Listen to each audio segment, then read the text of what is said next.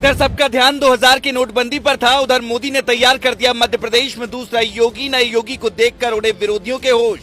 मुसलमानों को देता है खुला चैलेंज, सभी हिंदुओं को बताता है भाई, योगी की तरह लेता है एक्शन, बुलडोजर वाली करता है कार्रवाई। मोदी के दूसरे योगी ने मामा शिवराज को भी छोड़ दिया पीछे। शिवराज सिंह खुद जोड़ते हैं हाथ, अब मध्य प्रदेश में चुनाव में होगा खेल।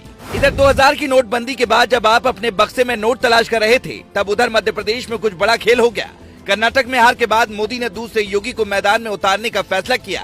अब मध्य प्रदेश में भी मोदी ने एक और योगी तैयार कर दिया है, जो उत्तर प्रदेश के योगी आदित्यनाथ की तरह काम करने के लिए जाना जाता है।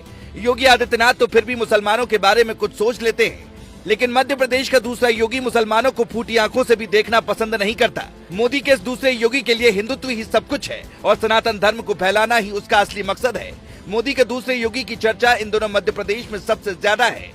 दरअसल मध्य प्रदेश में विधानसभा के चुनाव होने वाले हैं और मोदी का ये दूसरा योगी मध्य प्रदेश में बीजेपी को इतनी बड़ी जीत दिला सकता है जितना शायद उत्तर प्रदेश में योगी भी नहीं दिला पाए होंगे, क्योंकि मध्य प्रदेश के योगी के पास लाखों लोगों के वोट खुद की जेब में है और ये जिस तरफ इशारा कर देता है लोग उसी तरफ हो जाते हैं। मोदी के जिस दूसरे योगी की हम बात कर रहे हैं वो खुले मंच से हिंदू राष्ट्र बनाने की बात करते हैं। यही वजह है कि उनके आगे बड़े बड़े नेता झुककर प्रणाम करते हैं। अब तक आप समझ ही गए होंगे कि हम बात कर रहे हैं पंडित धीरेन्द्र कृष्ण शास्त्री यानी बाबा बागेश्वर धाम की। अब अगर आप सोच रहे हैं कि हमने दूसरा योगी कहकर इतनी भूमिका क्यों बनाई, तो जरा रुकिए और इस रिपोर्ट को पूरा देखिए। योगी आदित्यनाथ गोरखपुर मंदिर के महंत है। जब वो मुख्यमंत्री बने तब भी उन्होंने महंत की पदवी नहीं त्यागी।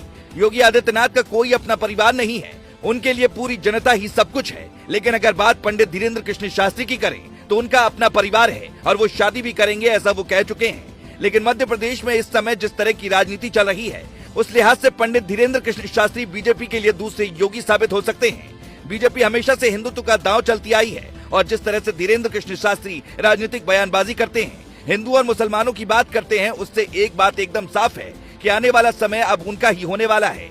सीधे सीधे कहें तो पंडित धीरेन्द्र कृष्ण शास्त्री को राजनीति में बीजेपी कभी भी उतार सकती है, क्योंकि न सिर्फ मध्य प्रदेश में बल्कि देश के बाकी कोनों में भी पंडित धीरेन्द्र कृष्ण शास्त्री के भक्त मौजूद हैं और वो धीरेन्द्र कृष्ण शास्त्री के लिए कुछ भी कर सकते हैं। ये हम नहीं कह रहे, बल्कि जिस तरह से धीरेन्द्र कृष्ण शास्त्री की कथा में भीड़ होती है, उसे देखकर इस बात का अंदाजा लगाना मुश्किल बात नहीं है। कुछ दिनों पहले ही वो बिहार गए हुए थे, जहाँ से उन्होंने ताल ठोक कर हिंदू राष्ट्र बनाने की बात कही थी, जिसके बाद विरोधियों को मिर्ची लगी थी। बिहार में धीरेन्द्र कृष्ण शास्त्री की कथा के दौरान लाखों लोग पहुंचे थे।